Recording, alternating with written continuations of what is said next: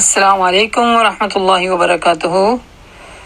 سب کو ویلکم کرتی ہوں اس دعا کے ساتھ کہ اہلا و سہلا و مرحبا، یا رب بنا دے ہم سب کو اہل القرآن و اہل التقوی و مغفرہ، آمین ثم آمین۔ آگے بڑھنے سے پہلے سب کو قرآن کا فارمیٹ واضح کرتی چلوں کہ ہر سپارے کے شروع میں سورۃ الف لام میم سجدہ حفظ کروائی جا رہی ہے، اور جو ساتھی حفظ کرنے کا شوق رکھتے ہیں تو ان کو التماس ہے کہ وہ شروع لیسن سے اس کو فالو کرتے ہوئے ہمارے ساتھ سورۃ الف لام میم سجدہ حفظ کیجیے، اور چینل کو سبسکرائب، لائک اور شیئر اور اچھے کامنٹ کے ساتھ حوصلہ افزائی کیجیے۔ نحمده ونصلي على رسوله الكريم، أما بعد فأعوذ بالله السميع العليم من الشيطان الرجيم، بسم الله الرحمن الرحيم، رب اشرح لي صدري ويسر لي أمري واحلل عقدة من لساني يفقهوا قولي واجعل لي وزيرا من أهلي ربنا زدنا علما اللهم فقهنا في الدين وعلمنا تأويل اللهم رب يسر ولا تعسر وتمم بالخير اللهم إنا نسألك علما نافعا وعملا متقبلا ورزقا حلالا طيبا واسعا اللهم انفعنا بما علمتنا وعلمنا ما ينفعنا وزدنا علما وزدنا علما وزدنا علما آمين ثم آمين يا رب العالمين۔ سورۃ السجدہ آیہ نمبر 7۔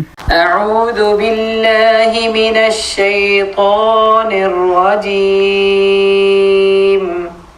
أعوذ بالله من الشيطان الرجيم، بسم اللہ الرحمن الرحیم، بسم الله الرحمن الرحيم، الذي أحسن كل شيء خلقه الذي أحسن كل شيء خلقه الذي أحسن كل شيء خلقه الذي أحسن كل شيء خلقه وبدأ خلق الإنسان من طين وبدأ خلق الإنسان من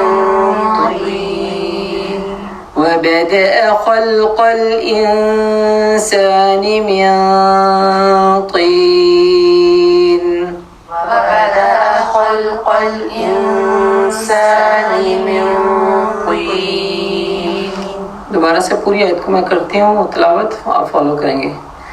الذي أحسن كل شيء خلقه الذي أحسن كل شيء خلقه وبدأ خلق الإنسان من طين وبدأ خلق الإنسان من طين۔ آپ پڑھیے مل کے ایک دفعہ۔ الذي أحسن كل شيء خلقه وبدأ خلق الإنسان من طين۔ دوبارہ سے، اور الذی کی مت بنائے گے 3 لمحہ۔ الذي أحسن كل شيء خلقه وبدأ خلق الإنسان من طين۔ بارک اللہ لی ولکم۔ ریمائنڈر، سیدنا ابو ہریرہ سے مروی ہے کہ وہ مدینہ کے ایک بازار سے گزرے، وہاں کھڑے ہو کر کہا، اے بازار والو، تمہیں کس چیز نے عاجز کر دیا ہے؟ انہوں نے کہا، اے ابو ہریرہ، کیا بات ہے؟ کہا، وہاں رسول اللہ صلی اللہ علیہ وسلم کی میراث تقسیم ہو رہی ہے اور تم یہاں ہو، اور وہاں جا کر تم اپنا حصہ کیوں نہیں لیتے؟ انہوں نے کہا، کہاں؟ کہا، مسجد میں۔ تو لوگ تیزی سے اتر گئے، یعنی مسجد کی طرف۔ ابو ہریرہ رضی اللہ عنہ نے وہیں ٹھہر کر ان کے واپس آنے کا انتظار کیا، یہاں تک کہ جب وہ آ گئے تو ان سے پوچھا، تمہیں کیا ہوا؟ انہوں نے کہا، اے ابو ہریرہ، ہم مسجد میں گئے تھے اور ہم اس میں داخل ہوئے تو وہاں ہم نے کچھ بھی تقسیم ہوتے ہوئے نہیں دیکھا۔ ابو ہریرہ نے ان سے کہا، تم نے پھر مسجد میں کیا دیکھا؟ کہنے لگے، وہاں ہم نے دیکھا کچھ لوگ بس نماز پڑھ رہے تھے اور کچھ قرآن پڑھ رہے تھے، کچھ حلال و حرام کا ذکر کر رہے تھے۔ ابو ہریرہ نے کہا تمہاری خرابی ہو، یہی تو محمد صلی اللہ علیہ وسلم کی میراث ہے، یعنی قرآن سیکھنا، قرآن سمجھنا، قرآن پڑھنا، غور و فکر کرنا، حلال و حرام کا خیال رکھنا۔ تو اللہ تعالیٰ سے دعا ہے کہ اللہ پاک ہمیں اس انبیاء کے میراث میں سے پرخلوص عبادت کے ساتھ بہترین وافر حصہ عطا فرمائے۔ یہ ہے نبیوں کی میراث۔ لیکن دنیا میں رہتے ہوئے انسان چونکہ دنیا کا حریص ہے نا، تو وہ سمجھتا ہے شاید دنیا کا مال ہی ملنے والا ہے۔ 6 پارہ۔ اعوذ باللہ من الشیطان الرجیم، بسم اللہ الرحمن الرحیم، لا يحب اللہ الجہر بالسوء من القول الا من ظلم وكان الله سميعا عليما، إن تبدوا خيرا أو تخفوه أو تعفوا عن سوء فإن الله كان عفوا قديرا۔ شروع کرتی ہوں اللہ کے بابرکت نام سے جو بہت مہربان اور نہایت رحم کرنے والا ہے۔ اللہ اس کو پسند نہیں کرتا کہ آدمی بدگوئی پر زبان کھولے، الا یہ کہ کسی پر ظلم کیا گیا ہو۔ اللہ سب کچھ سننے اور جاننے والا ہے۔ اللہ فطری طور پر برائی سے نفرت کرتا ہے، خواہ وہ سوچ کی ہو یا قول کی ہو یا عمل کی ہو۔ اور یہاں پر خاص طور پر وہ بری باتیں جو بلند آواز میں لوگوں میں پھیلائی جاتی ہیں، نشر کی جاتی ہیں اور عام کی جاتی ہیں، وہ اللہ کو بالکل پسند نہیں ہے۔ اللہ اس کو پسند نہیں کرتا، مگر صرف مظلوم کی آواز جس پہ ظلم ہوا ہو، کیونکہ اس کو اپنے جذبات کے اظہار کا اللہ تعالیٰ نے یہاں موقع دیا ہے تاکہ اس کا دل ٹھنڈا ہو سکے یا اس کو اس کے ظلم کے اوپر کہیں سے انصاف میسر ہو سکے۔ اور مظلوم کو یہاں پہ تھوڑی اپنی ظاہرہ دل کی بھڑاس نکالنے کی رخصت ہے۔ اگر کسی پہ ظلم کیا کسی نے تو اپنے ظلم کو بتا سکتا ہے۔ اس کی ایک تفصیل ہمیں حدیث سے ملتی ہے کہ ایک دفعہ ایک مالک مکان نے کرایہ دار کو بہت تنگ کیا ہوا تھا اللہ کے نبی صلی اللہ علیہ وسلم کے دور میں، یہاں تک کہ وہ اس کو بہت زیادہ پریشان کر رہا تھا۔ تو وہ جو رہنے والا رینٹر تھا اس نے جا کے اللہ کے نبی سے شکایت کی کہ اللہ کے نبی میرے ساتھ روز آئے دن کوئی نہ کوئی تماشا اور بہت تنگ کر رہا ہے مجھے۔ تو آپ صلی اللہ علیہ وسلم نے اس کو اجازت دی، اپنا گھر کا سامان نکال کے روڈ پہ رکھو اور آنے جانے والوں کو بتاؤ کہ یہ اس کی شرارتیں کیا ہیں۔ تو جب یہ سامان انہوں نے اٹھا کے روڈ پہ رکھا، اوبیسلی لوگوں نے آتے جاتے پوچھا، انہوں نے بتایا کہ یہ اور یہ اس طرح کی پریشانی مجھے دے رہے ہیں۔ تو پھر اس میں اس کو نموشی آئی مالک مکان کو، اور اس نے توبہ کی اور کہا کہ آئندہ میں اس طرح کا نہیں کروں گا۔ تو اس سے یہ پتہ چلتا ہے کہ سم ٹائم ایسے حالات آ جاتے ہیں کہ بندہ لحاظ ہی نہیں رکھ رہا نا آپ کی شرافت کے، آپ کے معیار کی، آپ کی سادگی کی، آپ کے اخلاص کی، آپ کے جذبات کی، تو کیا ہوتا ہے پھر یہ آخری حربہ ہے۔ لیکن اس سے پہلے مظلوم کو یہاں تک حد دے دی ہے کہ وہ اپنی اس ظلم کی داستان سنا سکتا ہے تاکہ اس کو انصاف مل سکے۔ اسی طرح ایک واقعہ اور ملتا ہے، سیدنا ابو ہریرہ سے مروی ہے، فرمایا ایک شخص نبی پاک صلی اللہ علیہ وسلم سے اپنے قرض کا تقاضا کرنے آیا اور سخت گفتگو کرنے لگا۔ صحابہ کرام غصے میں آ گئے اور اس کی طرف بڑھنے لگے، لیکن اللہ کے نبی نے ان کو روک دیا، فرمایا اسے چھوڑ دو، کیونکہ صاحب حق رکھتا ہے کہ اس کی بات سنی جائے، یعنی صاحب حق کو حق ہے کہ وہ بات کرے۔ پھر آپ صلی اللہ علیہ وسلم نے فرمایا اس کے قرض والی عمر کا ایک جانور اس کو دے دو، یعنی اس کا قرض کے برابر قیمت کا۔ صحابہ کرام رضی اللہ عنہم نے فرمایا یا اللہ کے رسول، اس سے زیادہ عمر کا جانور تو ہے ہمارے پاس، لیکن اس کے قرض کے جتنا عمر والا جانور نہیں ہے۔ تو آپ نے فرمایا چلو وہی دے دو، کیونکہ احسن طریقے سے لوٹانا ہی انسان کی بڑا پن ہے، حق کو پوری طرح ادا کرنا۔ تو الجہر بالسوء جو ہے وہ ہے منہ در منہ برائی بیان کرنا، جس میں غیبتیں بھی آ جاتی ہیں، جس میں چغل خوریاں بھی آ جاتی ہیں، وہ منع ہے۔ کسی انسان سے بلا وجہ کہتے ہیں نا آپ اختلاف رکھ رہے ہیں اور ان کی چغلیاں ادھر ادھر کھاتے پھرتے ہیں. ہاں اگر وہ آپ کے اوپر مسلط ہو کے اس نے ظلم کیا ہے، جیسے سم ٹائم ایسے ہوتا ہے نا کہ میاں بیوی کے درمیان ایسے معاملات ہو جاتے ہیں یا ایسے دو خاندانوں کے درمیان معاملات ہو جاتے ہیں جس میں جو کمزور کو ہے طاقت والا دبائے رکھتا ہے اور اس کو پریشان کرتا ہے اور اس کو ٹارچر کرتا ہے کسی نہ کسی وجہ سے، تو پھر کیا ہے کہ اس میں اس کو حق ہے کہ وہ اپنے انصاف کے لیے ایسے لوگوں سے بات اٹھائے رکھے تاکہ اس کو انصاف مل سکے. لیکن پھر بھی اس کے باوجود اللہ سبحانہ تعالیٰ نے کہا ہے درگزر کرنا اللہ کی بخشش کا ذریعہ ہے. سیدنا ابو بکر صدیق رضی اللہ عنہ کا واقعہ تو پتہ ہوگا. اما عائشہ پہ جب عفق کے معاملے میں ان پہ بہتان لگا تھا تو آپ ایک فیملی کو سپورٹ کیا کرتے تھے اور ان کی فیملی کے بندے سے یہ آواز اٹھی ہاں میں ہاں والی، تو آپ کو غصہ آیا کہ انہوں نے بغیر تصدیق کے یہ بات کہہ دی ہے. تو پھر آپ کو یہاں تک سوچا انہوں نے کہ آئندہ میں ان کو یہ جو معاوضہ یا جو وظیفہ ہے یا جو معاونت ہے وہ میں نہیں دوں گا.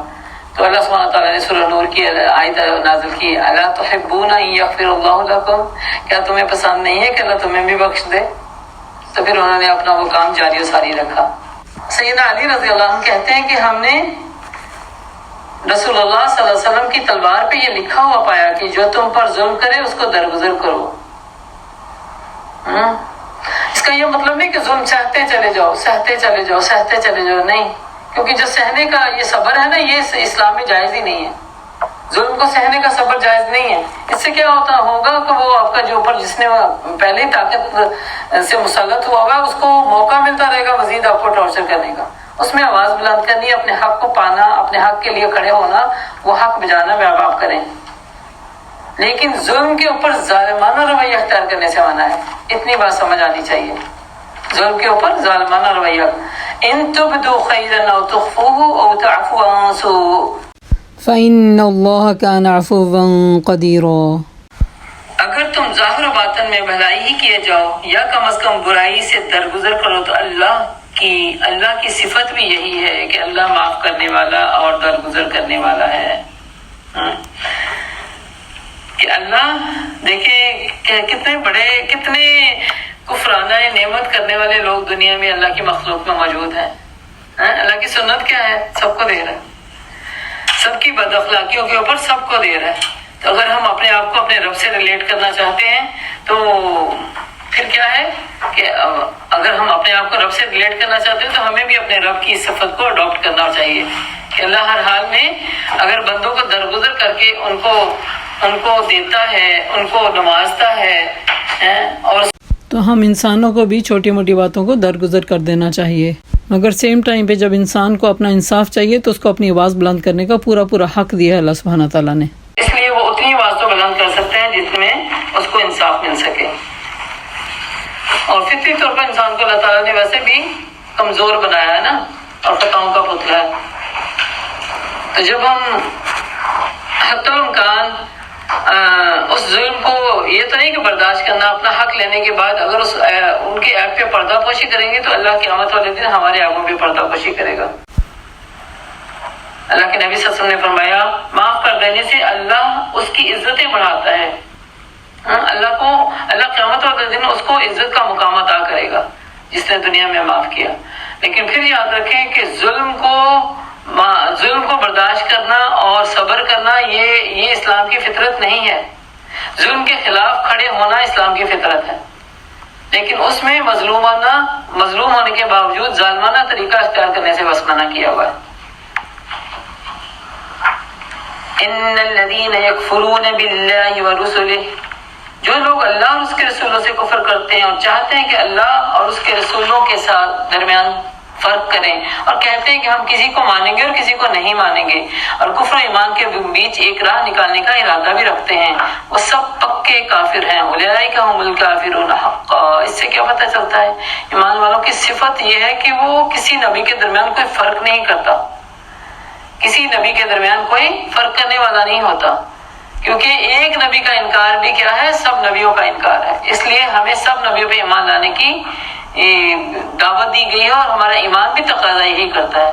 لیکن جو لوگ فرق کرتے ہیں، ایک کو مانتے ہیں دوسرے کو نہیں مانتے، اطمین انہوں نے کفر کیا. اور اللہ کیا کہہ رہے ہیں؟ اولئک هم الکافرون حقا. یہ ہیں کفر کرنے والے، یہ ہیں پکے کافر۔ وَأَعْتَدْنَا لِلْكَافِرِينَ عَذَابًا مُهِينًا، اور اللہ نے تو ان کو ذلیل و خوار کرنے کا عذاب تیاری کر رکھا ہے۔ مگر وہ لوگ جو اللہ اور اس کے تمام رسولوں کو مانتے ہیں اور ان کے درمیان فرق بھی نہیں کرتے ہیں، ان کو ہم ضرور ان کے اجر سے نوازیں گے، اور اللہ تو بڑا ہی درگزر کرنے والا اور رحم فرمانے والا ہے۔ اور ہمارا ایمان ہی یہ ہے، ہم سارے انبیاء اور رسولوں کو مانتے ہیں، لیکن ہمارا ایمان کا تقاضا یہ بھی ہے کہ نبی پاک صلی اللہ علیہ وسلم آخر الزمان نبی ہیں، خاتم النبیین ہیں، ان کے بعد کوئی نبی نہیں آنے والا۔ اور اب جو ہے ہمارے ایمان کے تقاضے کی تکمیل صرف اور صرف اللہ کے نبی صلی اللہ علیہ وسلم کے اوپر نازل کی ہوئی کتاب کو ماننا، حق کو پانا ہے۔ اب ہم تورات، زبور، انجیل کو اپنا رہبر نہیں بنا سکتے، کیونکہ وہ لوگوں نے رد و بدل کر کے تبدیلیاں کر چکے ہیں، اور قرآن جو ہے وہ ویریفائی کرنے آیا ہے۔ اور وہ اس کا مطلب ہے کہ اب اللہ کے نبی صلی اللہ علیہ وسلم کے ساتھ ہم ان کے اوپر نازل ہونے والی یہ دونوں چیزیں جو وہی مطلوب اور غیر مطلوب، یعنی تلاوت کی جانے والی قرآن، اور غیر مطلوب یعنی سنت ہے یا حدیث، جو ان کا قول اور فعل اللہ کی حکم سے تھا، وہ بھی اللہ کی طرف سے تھا، سب ہم مانتے ہیں۔ اور آج ساری آسمانی کتابوں میں صرف اور صرف قرآن پاک کی محفوظ ترین کتاب ہے، جس کو اللہ سبحانہ تعالیٰ نے خود اس کی حفاظت کا ذمہ لیا ہوا ہے، اور اس کی تصدیق قرآن پاک کی سورۃ الحجر آیت نمبر 10 سے ہوتی ہے۔ اللہ سبحانہ تعالیٰ خود فرماتے ہیں اِنَّا نَحْنُ نَزَّلْنَا الذِّكْرَ وَإِنَّا لَهُ لَحَافِظُونَ، کہ بے شک ہم نے اس کو نازل کیا ہے ذکر کو، اور ہم ہی اس کی حفاظت کرنے والے ہیں۔ اور ایک سچے مسلمان کے ایمان کا تقاضا ہی یہی ہے کہ وہ سارے نبیوں کو مانتے ہوئے اپنے نبی صلی اللہ علیہ وسلم کی کتاب کی تصدیق اپنے عمل سے کرے، کیونکہ پیارے نبی صلی اللہ علیہ وسلم نے فرما دیا کہ خدا کی قسم تم کبھی گمراہ نہیں ہو سکتے جب تک کہ ان دو چیزوں کو جو میں تمہارے درمیان چھوڑے جا رہا ہوں مضبوطی سے نہ پکڑ لو، ایک قرآن پاک اور دوسری میری سنت۔ تو لہٰذا ہم سب کے لیے ضروری ہے کہ ہم اپنے نبی صلی اللہ علیہ وسلم کو رول ماڈل بناتے ہوئے ان کے جیسے عمل کرنے کی کوشش کریں، اور ان کی اتباع میں اپنی زندگیوں کو خرچ کر دیں، اور اسی پہ ثابت قدمی کی دعا کریں۔ وآخر دعوانا ان الحمدللہ رب العالمین۔ اس دعا کے ساتھ کہ الہی جو کچھ ہم نے سیکھا سمجھا پڑھا ہے اس پہ عمل کی توفیق عطا فرما دے، اور جو کوئی کمی کوتاہی رہ گئی ہے اس سے درگزر فرما دے۔ یا الہی ہم اپنی برائیوں سے تیری پناہ چاہتے ہیں، ہر طرح کی برائیوں سے ہماری حفاظت فرما، اور ظالموں کو روکنے والا بنا دے، ظلم کے خلاف ہمیں آواز اٹھانے والا بنا دے، مظلوم کی مدد کرنے والا بنا دے، چاہے وہ مظلوم ہم ہی خود کیوں نہ ہوں۔ تو یا اللہ ہمیں انصاف عطا فرما، اور ہمیں دوسروں کے ساتھ انصاف سے کام کرنے والا بنا دے، نہ کوئی ہم پہ ظلم کرے نہ ہم کسی پہ ظلم کریں۔ یا اللہ ہمیں اپنے پیارے نبی صلی اللہ علیہ وسلم کے ساتھ ساتھ سارے انبیاء پہ ہم ایمان لاتے ہیں، اور اس پہ ہمیں ثابت قدمی عطا فرما۔ یا الہی قول و فعل کے تضاد سے ہماری حفاظت فرما۔ یا اللہ عملی کفر سے بھی ہمیں اپنی پناہ میں رکھنا، منافقت سے ہماری حفاظت فرما۔ یا الہی ہم سے درگزر فرما، اور ہمیں بھی دوسروں کی چھوٹی موٹی کوتاہیوں پہ درگزر کرنے والا بنا دے۔ یا اللہ امت مسلمہ کو امت وحدت بنا دے، اور نیکی کے کاموں میں ایک دوسرے کا ہاتھ بٹانے والا، ایک دوسرے کو فروغ دینے والا بنا دے۔ یا الہی ہدایت کی زندگی پہ ہمیشہ ثابت قدمی عطا فرمانا، اور خاتمہ بالایمان دینا۔ آمین۔ ربنا تقبل منا انک انت السمیع العلیم وتب علینا انک انت التواب الرحیم۔ سبحانک اللہم وبحمدک نشہد ان لا الہ الا انت نستغفرک ونتوب الیک۔ السلام علیکم ورحمۃ اللہ وبرکاتہ۔